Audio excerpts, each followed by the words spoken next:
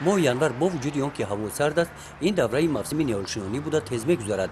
در جماعت دهات به نام عبدیا وظیفه نویه واسه از روی نقشه چهاربینی‌های جماعت دهات در این ماه زمستان ساکنان از روزهای گرم آفتابی استفاده نموده در معرکه حشر نیالشینانی فعالانه اشتراک می‌نمایند.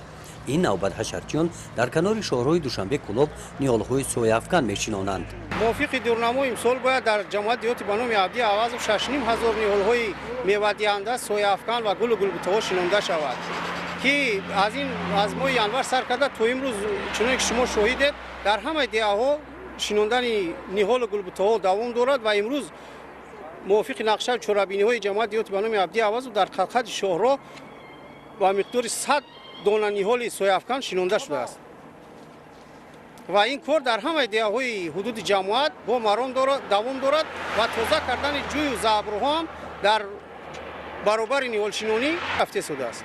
اهالی هم با یک مسئولیت بلند در روزهای آفتابی را استفاده بوده برآمده در همه دیه‌های خود خانه‌های خود نیال‌ها شینانده شدند.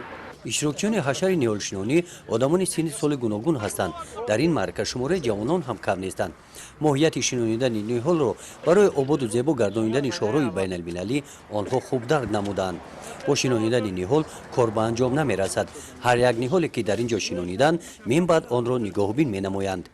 برای این درخت شدنش برای زیب شهرها شدن به یک درخت شناندن و تحقیق کردن زیب شهرها رنگ نمیگیرد. برای همین ایراد مسئولیت شهروندی لازم است که هر یک شهروند حس کند که همین درخت به مانند درخت خودش نگاه بین کند.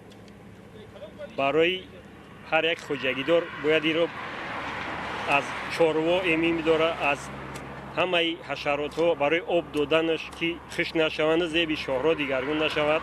در این روز هر یک نفر اشتراکچی این حشر یک چند درخت شینانیده با این عمل در تازگی و زیبایی محیط طبیعت شهرها سهم خود را گذاشتند.